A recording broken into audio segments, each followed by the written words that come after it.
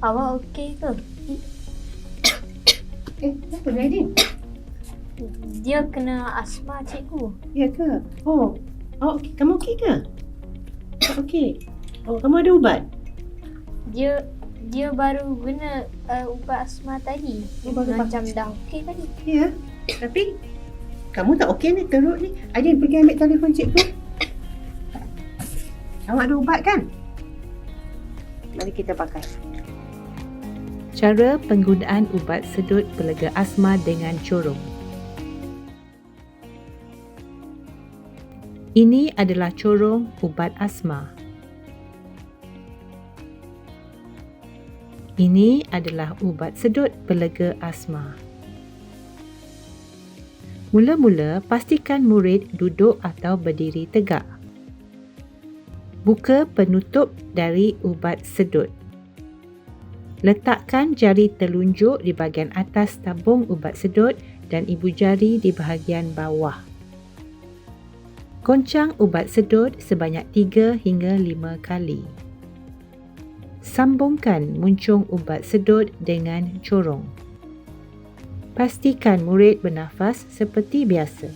Dongakkan kepala sedikit ke belakang dan tekap topeng ke muka. Pastikan topeng ditekap dengan baik dan tiada udara yang boleh keluar. Tekan jari telunjuk ke bawah sekali untuk menekan ubat keluar dari ubat sedut. Nafas secara biasa sebanyak 5 hingga 8 kali.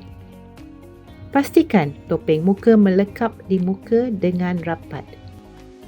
Tunggu 1 minit sebelum mengulangi dos kedua. Ulang semula langkah-langkah dari mula. Semasa kecemasan, ubat sedut pelega boleh diberikan sebanyak 4 hingga 10 kali sedutan setiap 20 minit bergantung kepada keadaan murid. Pada masa yang sama, bantuan kecemasan perlu diperolehi secepat mungkin.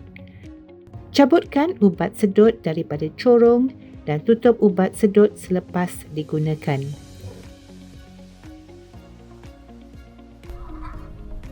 Okey, Nita, cikgu dah telefon ayah. Nanti Karan dia datang. Okey? Okey, cikgu. Okey sikit, okey. Nanti Karan kita pantau lagi. Kalau rasa masih tak okey atau batuk, beritahu kita akan guna ubat lagi. Okey? Kita simpan dulu dalam beg. Okey, cikgu.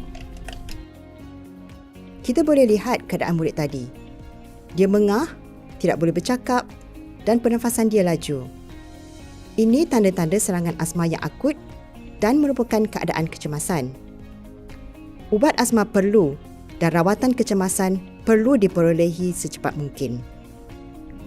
Murid perlu dipantau setiap masa sehingga bantuan perubatan tiba.